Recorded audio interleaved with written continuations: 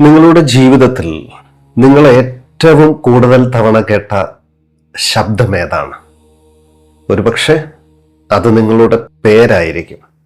എന്നാൽ ആ പേര് നമുക്കുള്ളിലെ വലിയൊരു രഹസ്യ വാതിലാണെന്ന് നിങ്ങൾക്കറിയാമോ? നമ്മുടെ അബോധ മനസ്സിലേക്ക് നേരിട്ട് കടന്നു ചെല്ലാൻ കഴിയുന്ന ഒരേ ഒരു മന്ത്രം അത് നമ്മുടെ പേരാണ്. പലരും പേരിനെ ഒരു ലേബലായിട്ടാണ് കാണുന്നത്. എന്നാൽ അത് വെറും ഒരു വാക്കല്ല, അതൊരു ശബ്ദമാണ്. നമ്മൾ ഉറക്കത്തിൽ പോലും ആ പേര് കേട്ടാൽ ഉണരുന്നുണ്ടെങ്കിൽ അത് നമ്മുടെ ബോധത്തിന്റെ ആഴങ്ങളിൽ പതിഞ്ഞു കിടക്കുന്നത് കൊണ്ടാണ്. ഈ പേരിനെ അതിൻ്റെ അർത്ഥത്തെ കളഞ്ഞ് വെറുമൊരു ശബ്ദമായി മാത്രം ജപിച്ചാൽ എന്ത് സംഭവിക്കും? നമ്മുടെ അഹംഭാവത്തിന്റെ കരിങ്കൽ മതിലുകൾ തകർന്നു വീഴും. ഇതൊന്ന് പരീക്ഷിച്ചു നോക്കണം. രാത്രി ഉറങ്ങാൻ കിടക്കുമ്പോൾ നിങ്ങളുടെ പേര് ചൊല്ലി മനസ്സിനോട് പറയുക, കൃത്യം 5 മണിക്ക് എനിക്ക് ഉണരണമെന്ന്.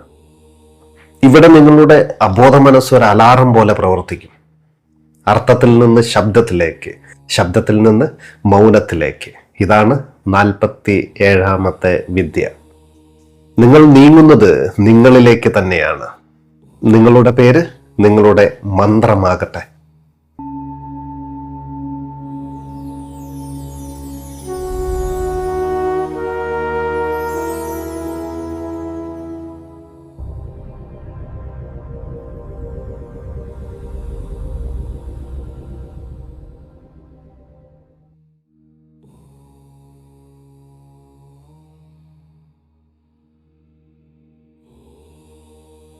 ഏറ്റവും പ്രിയമുള്ളവരെ, ദിവ്യബോധത്തിലേക്ക് ഏവർക്കും ഹൃദ്യമായ സ്വാഗതം.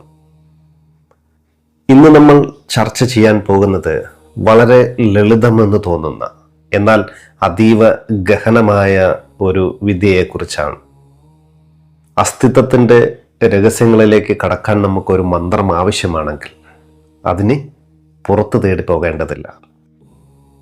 നമുക്ക് ഏറ്റവും പരിചിതമായ ആ ശബ്ദം എന്നത് അത് മറ്റൊന്നുമല്ല, അത് നമ്മുടെ സ്വന്തം പേരാണ്.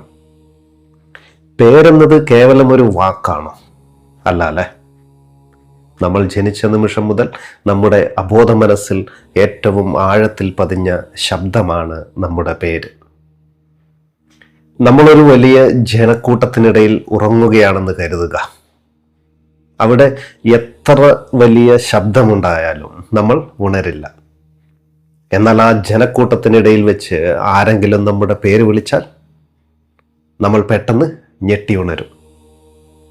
എന്തുകൊണ്ടാണ് ഇങ്ങനെ സംഭവിക്കുന്നത്? അതിൻ്റെ കാരണം എന്നത് നമ്മുടെ പേര് കേവലം ഒരു വാക്കല്ല, അത് നമ്മുടെ അബോധ മനസ്സിൻ്റെ ആഴങ്ങളിലേക്ക് ഇറങ്ങിച്ചെന്ന ഒരു ആണിക്കല്ലാണ്. ആ പേര് കേൾക്കുമ്പോൾ നമ്മുടെ അസ്തിത്വം ഉണരുകയാണ്. ഇവിടെയാണ് നമ്മൾ ശ്രദ്ധിക്കേണ്ട ഏറ്റവും വലിയ വിരോധാഭാസവുമുള്ളത്. നമ്മുടെ പേര് നമ്മൾ ഒരിക്കലും വിളിക്കാറില്ല, മറ്റുള്ളവരാണ് അത് വിളിക്കുന്നത്. അപ്പോൾ ഈ പേര് മറ്റുള്ളവരുടെ ഉപയോഗത്തിനുള്ളതാണ്.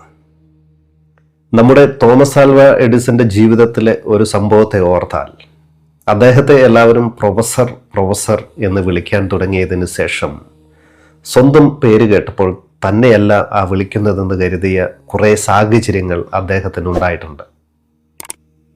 എത്രയോ കാലമായി ആരും അദ്ദേഹത്തെ ആ പേര് ചൊല്ലി വിളിച്ചിരുന്നില്ല. ഇതുതന്നെയാണ് നമുക്കും സംഭവിക്കുന്നത്. മറ്റുള്ളവർ വിളിക്കുന്നത് നമ്മൾ കേൾക്കുക മാത്രമാണ് ചെയ്യുന്നത്. നമ്മൾ ഇതുവരെ ആ പേരിനെ നമ്മുടെ സ്വന്തം മന്ത്രമായി ഉപയോഗിച്ചിട്ടില്ല. ഇനി നമ്മൾ ചെയ്യേണ്ടത് നമ്മുടെ ഈ പേരിനെ സ്വന്തം മന്ത്രമായി ഉപയോഗിക്കാൻ തുടങ്ങണമെന്നതാണ്. ഇതിന് 2 ഗുണങ്ങളുണ്ട്. ആദ്യഘട്ടം എന്നത് സാക്ഷിഭാവമാണ്. നമ്മുടെ പേര് രാമനാണെന്നിരിക്കട്ടെ. നമ്മൾ മനസ്സിൽ രാമ രാമ രാമ എന്ന് ജപിക്കാൻ തുടങ്ങുകയാണ്. തുടക്കത്തിൽ അത് നമ്മുടെ പേരാണെന്ന് തോന്നും. എന്നാൽ കുറച്ചു കഴിയുമ്പോൾ ആ ശബ്ദം ഉച്ചരിക്കുന്ന ആളും ആ ശബ്ദവും തമ്മിൽ ഒരു അകലം വരുന്നതായി നമുക്ക് കാണാൻ കഴിയും. ഞാൻ ഈ രാമനല്ല, ഞാൻ രാമനെ വിളിക്കുന്നവനാണ് എന്ന ബോധം നമുക്ക് ലഭിക്കും. അവിടെയാണ് നമ്മൾ സാക്ഷിയായി മാറുന്നത്. 2ാം ഘട്ടം എന്നത് അബോധ മനസ്സിനെ നിയന്ത്രിക്കലാണ്. ഇതൊരു മികച്ച അലാറം ക്ലോക്കാണ്. ഉറങ്ങാൻ കിടക്കുമ്പോൾ കൃത്യമായി നമ്മൾ തീരുമാനിക്കണം, രാമ, നീ കൃത്യം 5 മണിക്ക് ഉണരണം. ഈ നിർദ്ദേശം നമ്മുടെ അബോധ മനസ്സിനെ ആഴത്തിൽ സ്പർശിക്കും. കൃത്യം 5 മണിക്ക് നമുക്കുള്ളിൽ നിന്ന് തന്നെ ആ വിളി വരും, മോനെ രാമ എഴുന്നേറ്റോളൂ, രാവിലെ 5 മണിയായെന്ന്. ഇതിലേറ്റവും പ്രധാനപ്പെട്ട കാര്യമെന്നത് ജപിക്കുമ്പോൾ അതിൻ്റെ അർത്ഥത്തെ മറക്കണമെന്നാണ്. നമ്മുടെ വാൽമീകി മഹർഷിയുടെ കഥ നമുക്കറിയാം. മരാമര എന്ന് ജപിച്ച അദ്ദേഹം അമിത വേഗത്തിൽ അത് ഉരുവിട്ടപ്പോൾ അത് രാമരാമ എന്നായി മാറി. അർത്ഥമില്ലാതായപ്പോൾ അത് വെറും ശബ്ദമായി മാറി. അർത്ഥം മനസ്സിൻ്റെ ഭാഗമാണ്, ശബ്ദം ശരീരത്തിൻ്റെ ഭാഗമാണ്. നമ്മൾ അർത്ഥത്തെ ഉപേക്ഷിച്ച് ശബ്ദത്തിൽ മാത്രം ലയിക്കുമ്പോൾ ആ ശബ്ദം ഒരു പാലമായി മാറി നമ്മെ നമുക്കുള്ളിലെ ആഴങ്ങളിലേക്ക് എത്തിക്കും. നമ്മുടെ പേരിനെ ഒരു ലേബലായി കാണുന്നത് നമ്മൾ നിർത്തണം. അതൊരു വാതിലാണ്. ആ വാതിലിൻ്റെ പിടികൊണ്ട് നമുക്കുള്ളിലെ രഹസ്യങ്ങളിലേക്ക് ആ വാതിൽ തുറക്കണം. നമ്മുടെ പേര് ചൊല്ലി നമ്മളെ തന്നെ വിളിക്കുക നമ്മൾ. എന്നാൽ ആ വിളിക്കുന്നവൻ ആരെന്നും വിളി കേൾക്കുന്നവൻ ആരെന്നും ഉള്ളിൽ നിരീക്ഷിക്കുകയും വേണം. ഈ ലളിതമായ പരിശീലനം മതി നമുക്കുള്ളിലെ നിശബ്ദതയിലേക്ക് കടന്നു ചെല്ലുവാൻ. കഴിഞ്ഞ ഭാഗത്ത് നമ്മൾ കണ്ടത് നമ്മുടെ പേര് എങ്ങനെയാണ് ഒരു വാതിലായി പ്രവർത്തിക്കുന്നതെന്നാണ്. എന്നാൽ ആ വാതിൽ തുറന്നു കഴിഞ്ഞാൽ എങ്ങോട്ടാണ് നമ്മൾ പോകേണ്ടത്? ഇനി നമ്മൾ അന്വേഷിക്കുന്നത് ശബ്ദത്തിൻ്റെ ആത്യന്തികമായ സത്യത്തെക്കുറിച്ചാണ്. ഭാരതീയ ചിന്തകളനുസരിച്ച് ഈ പ്രപഞ്ചത്തിൻ്റെ അടിസ്ഥാന ഘടകം വൈദ്യുത തരംഗങ്ങളൊന്നുമല്ല, മറിച്ച് ശബ്ദമാണ്. നമ്മൾ സംസാരിക്കുന്ന ഓരോ വാക്കിനും ഒരു അർത്ഥമുണ്ട്. ഈ അർത്ഥം എന്നത് തലച്ചോറിൻ്റെ സൃഷ്ടിയാണ്. അത് നമ്മുടെ മനസ്സിൻ്റെ കളിസ്ഥലമാണ്. എന്നാൽ നമ്മളുടെ രാമരാമ എന്ന് നമ്മുടെ പേര് തുടർച്ചയായി ജപിക്കുമ്പോൾ അർത്ഥം അവിടെ അപ്രസക്തമാകുകയാണ്. വാൽമീകി മഹർഷി ചെയ്തതുപോലെ അത് അതിവേഗത്തിൽ ജപിക്കുമ്പോൾ വാക്കുകൾ തമ്മിലുള്ള അതിർവരമ്പുകൾ അവിടെ മായും. അവിടെ രാമരാമ എന്നതോ മരാമര എന്നതോ ഒരു വ്യത്യാസവുമില്ലാത്ത കേവല ശബ്ദമായി മാറുകയാണ്. ഓർക്കുക, അർത്ഥം നമ്മുടെ ശിരസിലാണ്, എന്നാൽ ശബ്ദം നമ്മുടെ ശരീരം മുഴുവൻ വ്യാപിക്കുന്നതാണ്. അർത്ഥത്തെ ഉപേക്ഷിക്കുമ്പോൾ നമ്മൾ ചിന്തയുടെ ലോകത്തു നിന്ന് പുറത്തു കടക്കുകയും ശരീരത്തിൻ്റെ അനുഭൂതിയിലേക്ക് പ്രവേശിക്കുകയും ചെയ്യും. പുരാതന ഹീബ്രു ചരിത്രത്തിലെ ജെറീക്കോയിലെ മതിലുകൾ വീണ കഥ നിങ്ങൾ കേട്ടിട്ടുണ്ടാകും. ആ മതിൽ വീണത് യുദ്ധം കൊണ്ടല്ല, മറിച്ച് കൃത്യമായ ഒരു ശബ്ദത്തിൻ്റെ ആവൃത്തിയിലുള്ള പ്രതിധ്വനി കേട്ടിട്ടാണ് ആ മതിലുകൾ തകർന്നു വീണത്. അതുപോലെ ഒരു സൈന്യം പാലത്തിലൂടെ മാർച്ച് ചെയ്യുമ്പോൾ അവരുടെ കാലടി ശബ്ദത്തിൻ്റെ താളം പാലത്തിൻ്റെ പ്രകമ്പനത്തോട് ഒത്തുചേർന്നാൽ ആ പാലവും തകരും. അത് ഭാരം കൊണ്ടല്ല, ശബ്ദത്തിൻ്റെ ശക്തി കൊണ്ടാണ്.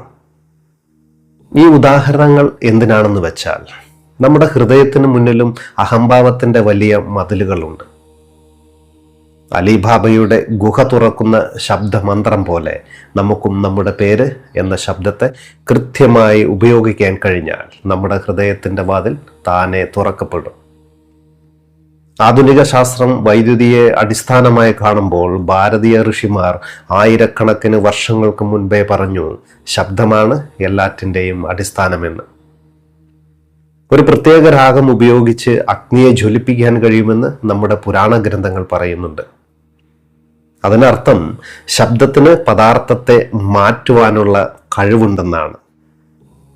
നമ്മൾ സ്വയം ഒരു ശബ്ദമായി മാറിക്കഴിഞ്ഞാൽ നമ്മെ ചുറ്റിപ്പറ്റിയിരിക്കുന്ന പഴയ ചിന്തകളും പാറ്റേണുകളും തകർന്നു പോകും.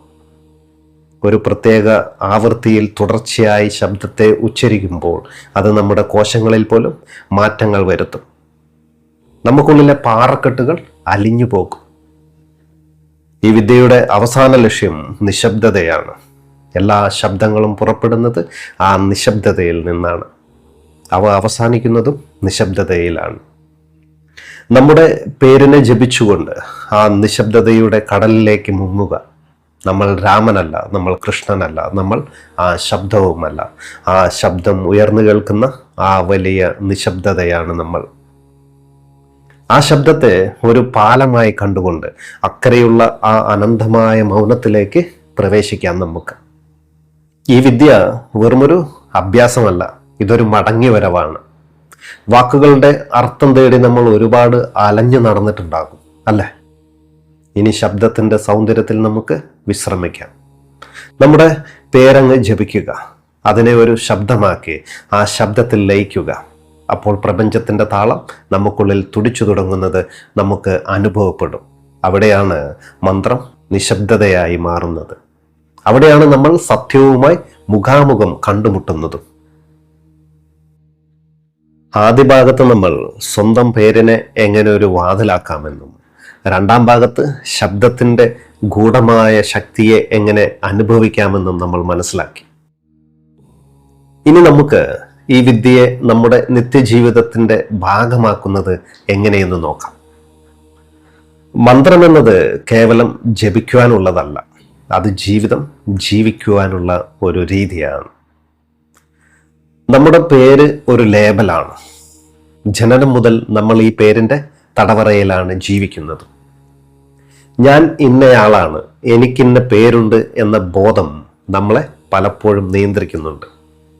പക്ഷെ നമ്മൾ ഈ പേരിനെ ഒരു മന്ത്രമായി ഉപയോഗിച്ചു തുടങ്ങുമ്പോൾ പെട്ടെന്നൊരു സത്യം നമുക്ക് ബോധ്യപ്പെടും. ഈ പേര് എന്നിൽ നിന്നും വേറിട്ടതാണെന്ന്. ഇതെന്റെ അഹങ്കാരത്തെ ഒരു നിമിഷം തകർക്കും.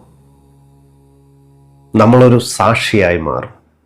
നമ്മൾ പേരിനെ കാണുന്നു, പേര് നമ്മളെ കാണുന്നുമില്ല. ഈ ഒരു തിരിച്ചറിവ് മതി ജീവിതത്തിലെ പല അനാവശ്യ ഭാരങ്ങളും നമുക്ക് ഇറക്കി വയ്ക്കാൻ.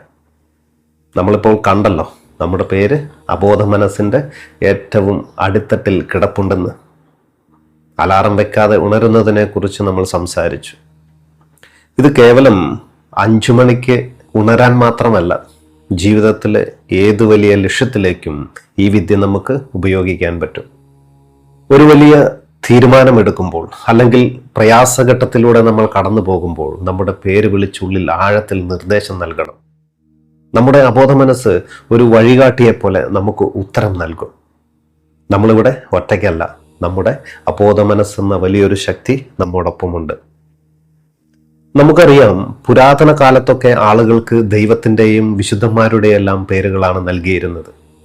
രാമൻ, നാരായണൻ, കൃഷ്ണൻ, ജോസഫ്, മുഹമ്മദ്, ഇങ്ങനെ ഓരോ പേരും ദൈവത്തെ ഓർമ്മിപ്പിക്കുന്നതായിരുന്നു. നമ്മൾ ഈ വിദ്യയിലൂടെ നമ്മുടെ പേര് ചൊല്ലുമ്പോൾ അറിഞ്ഞോ അറിയാതെയോ നമ്മൾ ദൈവത്തെയാണ് വിളിക്കുന്നത്.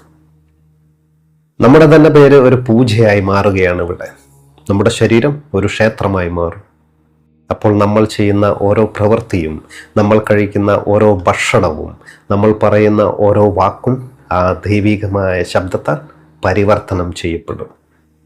അശുദ്ധമെന്ന് കരുതിയിരുന്ന ഒന്നിനെയും നമുക്ക് പിന്നീട് കാണാൻ കഴിയില്ല.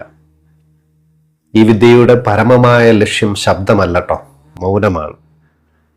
നമ്മൾ മര എന്ന് ജപിക്കുന്നു, പിന്നെ രാമ എന്ന് ജപിക്കുന്നു. ഒടുവിൽ അർത്ഥമില്ലാത്ത വെറുമൊരു ശബ്ദമായി അത് മാറുകയാണ്. ആ ശബ്ദവും നിലയ്ക്കുമ്പോൾ അവിടെ ബാക്കിയാവുന്നത് അതാണ് നമ്മുടെ യഥാർത്ഥ സ്വരൂപമായ മൗനം. ഈ മൗനം സാധാരണ മൗനമല്ല, അത് ജീവസുറ്റ ഊർജ്ജസ്വലമായ മൗനമാണ്. ഈ മൗനത്തിൽ നിന്ന് ഉണരുന്നവനാണ് യഥാർത്ഥ മനുഷ്യൻ. നമ്മുടെ പേര് കേവലം ഒരു ഐഡന്റിറ്റി അല്ല, അതൊരു വിത്താണ്. ആ വിത്തിനെ മൗനത്തിന്റെ മണ്ണിൽ നടണം. ശബ്ദത്തിന്റെ വെള്ളം കൊണ്ട് അതിനെ നനയ്ക്കണം. ഒരു ദിവസം അത് നമ്മുടെ അസ്തിത്വത്തിൽ പൂത്തു നിൽക്കും. അന്ന് നമ്മൾ മനസ്സിലാക്കും, നമ്മളല്ല പേരിനെ വിളിക്കുന്നത്, മറിച്ച് നമ്മിലെ പരമാത്മാവ് സ്വന്തം പേരിനെ പ്രപഞ്ചം മുഴുവൻ മറ്റൊലി കൊള്ളിക്കുകയാണെന്ന്. ഇന്നു മുതൽ നമ്മുടെ പേര് നമുക്കായുള്ള ഒരു മന്ത്രമായി മാറട്ടെ. ആ ശബ്ദത്തിലൂടെ നമ്മൾ നമ്മിലേക്ക് തന്നെ മടങ്ങി വരണം. ആ മടക്കയാത്രയാണ് ഏറ്റവും വലിയ തീർത്ഥാടനം. നമ്മൾ ഇതുവരെ സംസാരിച്ചത് നമ്മുടെ പേരിനെ ഒരു വാതിലാക്കി മാറ്റുന്നതിനെ കുറിച്ചാണ്. എന്നാൽ ഈ വാതിലിലൂടെ നമ്മൾ എവിടേക്കാണ് പ്രവേശിക്കേണ്ടത്? അത് നമ്മുടെ ശരീരത്തിന്റെ ആഴങ്ങളിലേക്കാണ്. പലപ്പോഴും നമ്മൾ വിചാരിക്കുന്നത് മനസ്സ് മാത്രമാണ് ചിന്തിക്കുന്നതെന്നാണ്. എന്നാൽ ഭാരതീയ യോഗാശാസ്ത്രം പറയുന്നത് നമ്മുടെ ഓരോ കോശവും ഓരോ സ്പന്ദനമാണെന്നാണ്. ഇനി നമ്മൾ ഈ വിദ്യയെ നമ്മുടെ ശരീരവുമായി എങ്ങനെ ഇണക്കി ചേർക്കാമെന്ന് പരിശോധിക്കുകയാണ്. നമ്മൾ നേരത്തെ പറഞ്ഞു അർത്ഥം ശിരസിലാണ്, എന്നാൽ ശബ്ദം ശരീരം മുഴുവൻ വ്യാപിക്കുന്നതാണെന്ന്. നമ്മളൊരു മണിയടിക്കുമ്പോൾ അതിൻ്റെ നാദം ആ മണിയിൽ മാത്രം ഒതുങ്ങുന്നുണ്ടോ? ഇല്ല അല്ലേ? അത് വായുവിലൂടെ പ്രകമ്പനം സൃഷ്ടിക്കുകയാണ്. അതുപോലെയാണ് നമ്മുടെ പേരും. നമ്മൾ നമ്മുടെ പേരുച്ചരിക്കുമ്പോൾ ആ ശബ്ദം നമ്മുടെ നാവിൽ നിന്ന് തുടങ്ങി തൊണ്ടയിലൂടെ, നെഞ്ചിലൂടെ, വയറുവരെ ഒരു പ്രകമ്പനമായി താഴേക്ക് ഇറങ്ങണം. ഈ പ്രകമ്പനം നമ്മുടെ ശരീരത്തെ മുഴുവനായിട്ട് ഉണർത്തും. നമ്മൾ സാധാരണ സംസാരിക്കുമ്പോൾ അർത്ഥത്തെ മാത്രമേ ശ്രദ്ധിക്കുകയുള്ളൂ. എന്നാൽ ഒരു സാധകൻ ചെയ്യേണ്ടത് അർത്ഥത്തെ ബോധപൂർവം ഉപേക്ഷിക്കുക എന്നതാണ്. ഒരു കൊച്ചു കുട്ടിയെപ്പോലെ ആ ശബ്ദത്തെ കാണണം, കേൾക്കണം. രാമ എന്ന വാക്ക് മര ആയി മാറുമ്പോൾ അവിടെ വാക്കില്ല, ഒരു സംഗീതം മാത്രമുണ്ട്. ആ സംഗീതത്തിൽ ശ്രദ്ധ കേന്ദ്രീകരിക്കുമ്പോൾ നമ്മുടെ ശരീരത്തിലെ മസിലുകൾ ലൂസാകും. നമ്മുടെ ശ്വാസനിശ്വാസങ്ങൾ താളാത്മകമാകും. ഇതൊരു തരം ആന്തരിക മസാജിങ് പോലെയാണ്. നമ്മുടെ പേര് നമ്മുടെ ശരീരത്തെ തന്നെ ശുദ്ധീകരിക്കുകയാണ്. നമ്മൾ മുൻപ് പറഞ്ഞതുപോലെ ഇന്നത്തെ ശാസ്ത്രം വൈദ്യുത തരംഗത്തെയാണ് അടിസ്ഥാനമായി കാണുന്നത്. എന്നാൽ ഋഷിമാർ പാടി നാദബ്രഹ്മമെന്ന്. ശബ്ദമാണ് അസ്തിത്വത്തിന്റെ അടിസ്ഥാനം. ഈ പ്രപഞ്ചം ഒരു മഹാശബ്ദത്തിന്റെ തുടർച്ചയാണ്. നമ്മൾ നമ്മുടെ പേരെന്ന ചെറിയ ശബ്ദത്തെ ഈ വലിയ പ്രപഞ്ച ശബ്ദവുമായി താതാത്മ്യം പ്രാപിക്കുമ്പോൾ നമ്മൾ പ്രപഞ്ചവുമായി ഒന്നാകുകയാണ്. ഒരു പാലം തകരുന്നതും ചുവരുകൾ വീഴുന്നതും ശബ്ദത്തിന്റെ ആവൃത്തി കൊണ്ടാണെന്ന് നമ്മൾ കണ്ടു. നമ്മുടെ ശരീരത്തിലെ രോഗങ്ങളോ സമ്മർദ്ദങ്ങളോ മാനസിക ഭാരങ്ങളോ എന്തു തന്നെ ആയാലും നമ്മുടെ പേരിന്റെ ആ പ്രത്യേക ആവൃത്തിയിലുള്ള ജപം കൊണ്ട് അവയെ ഇല്ലാതാക്കാൻ നമുക്ക് കഴിയും. ഈ വിദ്യ നമ്മൾ ദിവസവും 10 മിനിറ്റെങ്കിലും പരിശീലിക്കണം. അതിനായി വെറുതെ ഇരിക്കാം. നമ്മുടെ പേര് ഉള്ളിൽ ഉരുവിട്ടുകൊണ്ടിരിക്കണം. ശ്രദ്ധ അവിടെ അർത്ഥത്തിലല്ല, ശബ്ദത്തിന്റെ കമ്പനത്തിൽ മാത്രമായിരിക്കണം. പതിയെ ആ ശബ്ദം നമുക്കുള്ളിൽ നിന്ന് പുറത്തേക്ക് വ്യാപിക്കുന്നത് അനുഭവിക്കണം. നമ്മളൊരു ശബ്ദമായി മാറിക്കഴിഞ്ഞാൽ പിന്നെ നമുക്ക് അഹംഭാവം അവിടെ തീരെ ഉണ്ടാവില്ല. കാരണം ശബ്ദത്തിന് നിറമില്ല, രൂപമില്ല, അതിരുകളൊന്നുമില്ല. ആ അവസ്ഥയിൽ നമ്മൾ വെറും രാമനല്ല, മറിച്ച് പ്രപഞ്ചത്തിന്റെ ഒരു അംശമാണ്. ഏറ്റവും പ്രിയമുള്ളവരെ, ഇത്രയും ലളിതമായ ഒരു വിദ്യ വേറെയില്ല. നമ്മൾ പുറത്തേക്ക് ഇനി പോകേണ്ടതില്ല, ആരെയും തേടി പോകേണ്ടതില്ല. നമ്മളിലേക്ക് തിരിയാൻ നമ്മുടെ പേര് തന്നെ മതി. ആ പേര് ജപിച്ചുകൊണ്ട് മൗനത്തിന്റെ തീരത്തെത്തുക. അവിടെയാണ് ശാന്തി, അവിടെയാണ് സത്യം. നിങ്ങളുടെ പേര് നിങ്ങളുടെ ആത്മസാക്ഷാത്കാരത്തിന്റെ താക്കോലായി മാറട്ടെ. നമ്മളിപ്പോൾ യാത്ര ചെയ്തത് അക്ഷരത്തിൽ നിന്ന് ശബ്ദത്തിലേക്കും ശബ്ദത്തിൽ നിന്ന് മൗനത്തിലേക്കുമാണ്. ഈ യാത്രയിൽ നമ്മൾ സ്വയം നമ്മെ കണ്ടെത്തും. നമ്മൾ നടത്തുന്ന ഈ ആത്മീയ അന്വേഷണം ഇവിടെ അവസാനിക്കുന്നില്ല, മറിച്ച് അത് നിങ്ങൾക്കുള്ളിൽ ഒരു തുടക്കം കുറിക്കുകയാണ്. ഈ വിദ്യയുടെ ഏറ്റവും വലിയ രഹസ്യമെന്നത് നിങ്ങളുടെ പേര് വെറും ഒരു ശബ്ദമല്ല, അത് ഈ പ്രപഞ്ചം നിങ്ങളെ വിളിക്കുന്ന പേരാണ് എന്നതാണ്. ഇന്നു മുതൽ നിങ്ങളുടെ പേര് കേൾക്കുമ്പോൾ അത് പുറത്തുനിന്ന് വരുന്ന ഒരു ശബ്ദമായി മാത്രം കാണരുത്. അത് നിങ്ങൾക്കുള്ളിലെ ആഴങ്ങളിലേക്ക്, നിങ്ങളുടെ അബോധ മനസ്സിന്റെ രഹസ്യ അറകളിലേക്ക്, നിങ്ങളിലെ ഈശ്വരഭാവത്തിലേക്ക് നിങ്ങളെ ക്ഷണിക്കുന്ന ഒരു വിളിയായി കരുതണം. അർത്ഥങ്ങളുടെ കെട്ടുപാടുകളിൽ നിന്ന് മോചിതരാകുക. അഹംഭാവത്തിന്റെ ഭാരങ്ങൾ ഇറക്കി വെക്കാം നമുക്ക്. നിങ്ങളുടെ പേര് ജപിക്കുമ്പോൾ നിങ്ങൾ വെറും ഒരു മനുഷ്യനല്ല, മറിച്ച് ഈ പ്രപഞ്ചത്തിന്റെ ഒരു ഭാഗമായ മൗനത്തിൽ അലിഞ്ഞു ചേരുന്ന ഒരു മഹാശക്തിയാണെന്ന് തിരിച്ചറിയണം. ജീവിതത്തിന്റെ തിരക്കുകൾക്കിടയിൽ എപ്പോൾ നിങ്ങൾ തളർന്നു പോയാലും, എപ്പോൾ നിങ്ങൾക്ക് സ്വയം നഷ്ടപ്പെട്ടുവെന്ന് തോന്നിയാലും നിങ്ങളുടെ പേര് ഉള്ളിൽ ഉരുവിടുക. ആ ശബ്ദം നിങ്ങളെ വീണ്ടും നിങ്ങളിലേക്ക് തന്നെ തിരികെ കൊണ്ടുവരും. നിങ്ങളുടെ പേര് ഒരു മന്ത്രമായി, നിങ്ങളുടെ ജീവിതം ഒരു പ്രാർത്ഥനയായി മാറട്ടെ. ആ മൗനം നിങ്ങളെ നയിക്കട്ടെ. ഒത്തിരി സ്നേഹത്തോടെ ദിവ്യബോധം. നന്ദി, നമസ്കാരം.